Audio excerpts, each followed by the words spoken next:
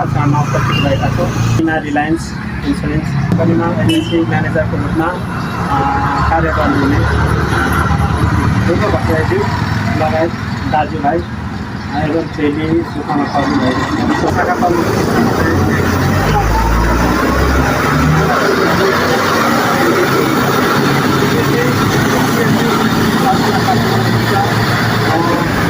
एनडीआरटी दुराई हुनुहुन्छ, agency manager Babita कार्कीज्यू हुनुहुन्छ, agency manager मनोमानन्द हुनुहुन्छ, एजेन्सी म्यानेजर गोपाल राईज्यू हुनुहुन्छ।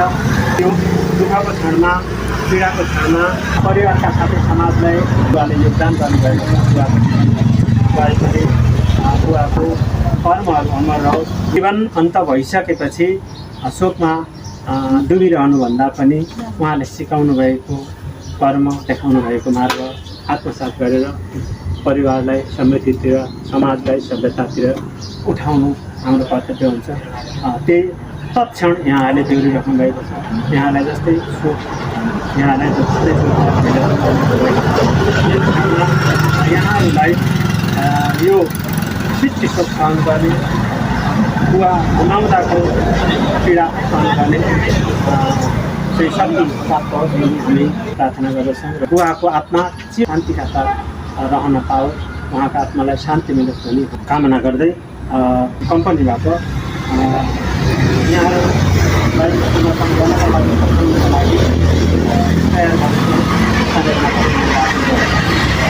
सानिमा रिलायन्स लाइफ इन्सुरेन्स खुलेर जिउँ धरान शाखा श्रद्धाञ्जली संवेदना। जन्म 1995 भाद्र 5 गते ओखलढुङ्गा, निधन 2082 30 गते धरान स्वर्गीय गोपीनाथ भट्टराई। श्री ध्रुव भट्टराई यस सानिमा रिलायन्स लाइफ इन्सुरेन्स लिमिटेडका एजेन्सी म्यानेजर तपाईँ चित्तशोकमा पर्नुभएका खबरले हामी सम्पूर्ण स्तब्ध एवं मर्माहत भएका छौँ।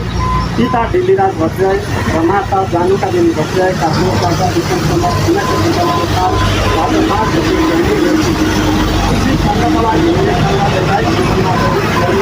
तपाईँ चाहिँ 7 कुराहरू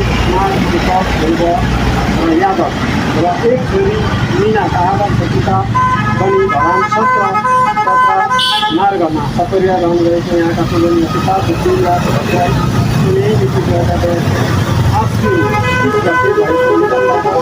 परिवारका साथै समाजलाई